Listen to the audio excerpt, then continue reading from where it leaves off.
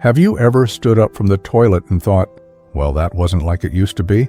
Or found yourself wondering if what just happened in the bathroom is something to worry about? Or just another quirk of getting older?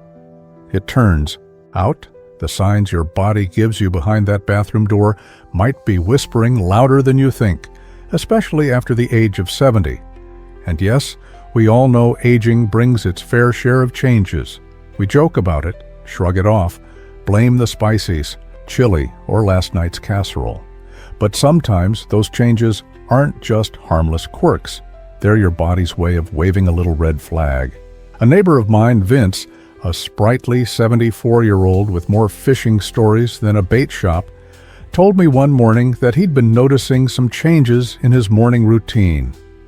Turns out, those weren't just signs of too much coffee. They were signs of something more serious his doctor wished he'd brought up months earlier.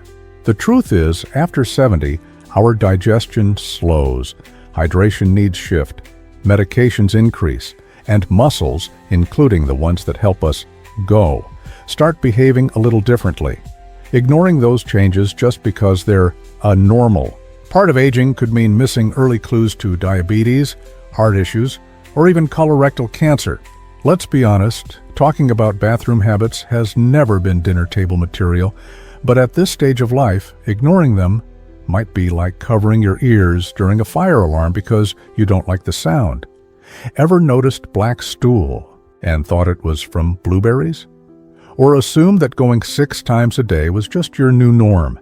You're not alone. Plenty of friends in my circle chalk it up to age, when in reality it could be bleeding ulcers, kidney issues, or side effects from blood pressure meds. There's a reason health professionals often ask, how are your bowel movements? Right after, how are you feeling? Because sometimes that's where the truth shows up first. And don't even get me started on dehydration. A friend named Dolores, sharp as a tack at 81, ended up in the ER from what she thought was just a little lightheadedness. Turns out she was so dehydrated her kidneys were on strike and she hadn't felt thirsty once. That's another quirk of aging. We lose the ability to sense thirst properly, which directly affects everything from bathroom habits to blood pressure. This video is going to uncover the subtle, often overlooked warning signs your body gives you in the most private room in the house. We'll talk about color, consistency, frequency, and even smell.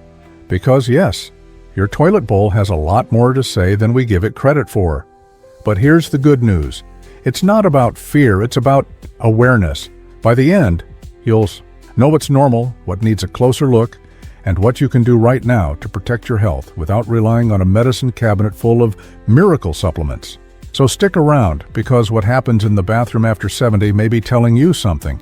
And the sooner you listen, the better chance you have of aging gracefully, confidently, and with far fewer oops moments. And no, this won't be a doom and gloom lecture. It's about empowering you to understand your body better than ever.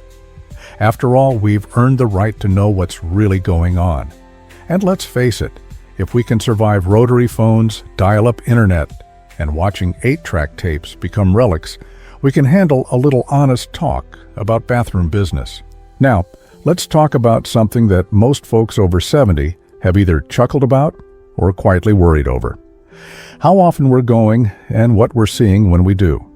There's a gentleman named Jerome, 76, who lives 2 doors down from a friend in Indiana, spry, sharp, loves to garden, but lately had been dealing with what he called mysterious vanishing acts in the bathroom department, days without going, followed by sudden urgency at the worst times, like right after. He put on his Sunday suit. It turned out that his so-called harmless constipation was actually the result of a mix of low fiber, dehydration, and a medication side effect. No one ever tells you that your prescription for blood pressure might back up your plumbing like a Thanksgiving dinner down an old kitchen sink. And it's not just about going too little. Sometimes the opposite is a red flag too. Take Rita, a friend's cousin out in Florida. She started going multiple times a day, assuming it was just something she ate or the heat. But it turns out she had developed microscopic colitis, which was entirely treatable. once she stopped brushing it off as just one of those things.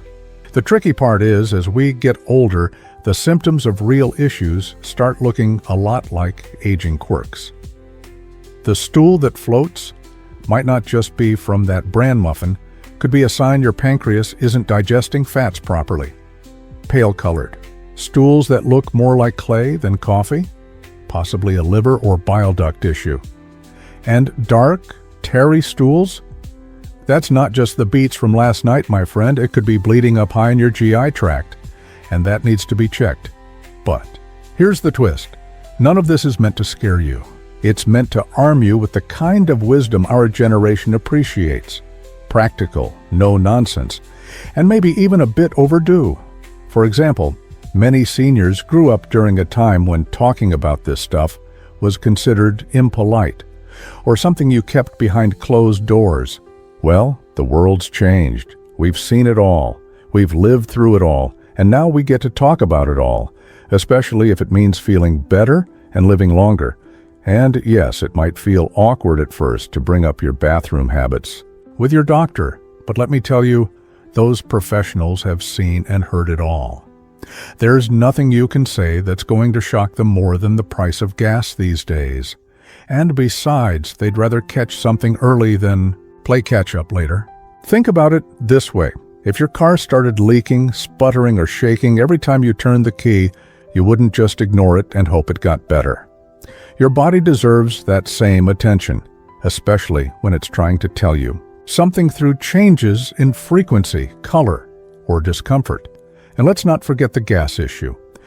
A friend named Sam, who swears by his prune juice every morning, used to joke about rumble warnings during his bowling nights. Turned out his gut was over-fermenting because of an imbalance in his gut flora. A simple probiotic changed his life. Well, at least his Wednesday evenings. These small adjustments can make a huge difference. We'll go deeper into solutions soon, but it's important to first recognize the signals. Ignoring them because they're embarrassing only gives them more power. Once you understand the common warning signs and what they might mean, you can start making smarter choices that your body will thank you for, possibly with fewer late-night trips to the loo or mornings spent clutching your stomach like you just lost a boxing match with your breakfast. Aging is a gift, but it also comes with its fair share of maintenance. Just like an old radio still plays sweet music with the right tuning, your body can too, with just a bit more attention to what it's been trying to say through the bathroom mirror and beyond. So now that we've talked about frequency, color, and the usual suspects in the Bathroom Mystery series, let's get into some of the lesser-known signals, those subtle changes that most folks over 70 either chalk up to getting older or don't notice until they're sitting in a chilly doctor's office wondering why no one ever mentioned it sooner. Like straining. Not the oops, I forgot to eat my brand cereal kind, but the kind that has you gripping the countertop and praying your knees hold out. A neighbor's brother, Julio, he's 79 and still thinks he can fix his own roof, shared that he had started noticing pressure and difficulty finishing. He thought maybe it was from sitting too long or not drinking enough water, but the doctor told him it could have been an early sign of a prostate issue. Luckily, it wasn't anything serious, but it could have been if he'd waited longer. And while we're here, let's not skip over urinary changes. We're talking urgency, weak stream, or feeling like you didn't quite wrap things up even after standing there long enough to hear the birds chirp twice. These things matter. For women, increased urinary tract infections or leakage may signal pelvic floor changes, very common after 70, but also very treatable. We've all seen the commercials with the cheery lady in pastels holding a yoga mat and smiling at her incontinence pad like it's a bouquet of roses. Cute, but let's be real. No one's thrilled about wearing those unless they absolutely have to. And sometimes they don't. But if no one talks about it, how would you know? That's why this kind of conversation is so important. We've already uncovered quite a bit here today, and if you've made it this far, it means you're serious about listening to your body and taking back control, not just of your health, but of your daily comfort and dignity. That's why I want to gently suggest something. If you're finding this helpful, take a second to subscribe. Not because it's trendy or because everyone's doing it. Heaven knows that kind of pressure didn't work on us back when bell-bottoms were a thing, and it sure doesn't now. But because this kind of straightforward, no-fluff health information matters. It's not just a video. It's a growing community of peers who are choosing to stay informed, take action, and support each other with good old-fashioned common sense. And let's be honest, it's refreshing to have a place that doesn't treat seniors like we're invisible or fragile. Subscribing means you'll get more of this. Practical wisdom, a few laughs, and valuable tips that might just keep you out of the ER and in the bingo hall, or the garden, or the cruise deck, whatever floats your boat these days. You're not just hitting a button. You're joining a network of smart, experienced folks who've learned that knowing what's going on in the bathroom can be just as important as knowing what's in your medicine cabinet. Now, back to the gut. Ever notice a sudden change in smell? Not just the someone had chili kind, but a persistent change that's, well, unusual? Foul-smelling stool or urine can be more than a passing nuisance. It could indicate a serious infection, poor absorption, or even a metabolic condition. And while nobody wants to play detective every time they flush, having an eye, or rather a nose, for what's normal can help you spot the unusual before it becomes unmanageable. Speaking of surprises, some folks over 70 report seeing mucus in their stool and assume it's nothing. But that's another sign that could point to inflammatory bowel disease or infection, especially if it's paired with abdominal pain or urgency. Don't shrug it off like yesterday's leftovers. Your body is like an old friend. It talks, sometimes a little too much.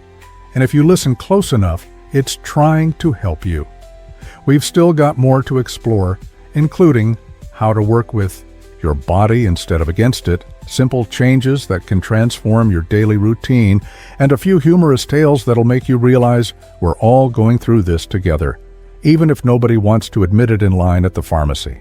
So stick around because the best part is still to come. And trust me, there's nothing like the peace of mind that comes from knowing your body's signals are being heard loud and clear. By now you've probably realized that the body's messages, especially after 70, are a bit like the warning lights on your car dashboard. Sometimes they're easy to ignore, but ignoring them for too long can lead to a whole lot of problems. So let's take a closer look at some of those signals and the root causes behind them, starting with a common one that can sneak up on you: bloating.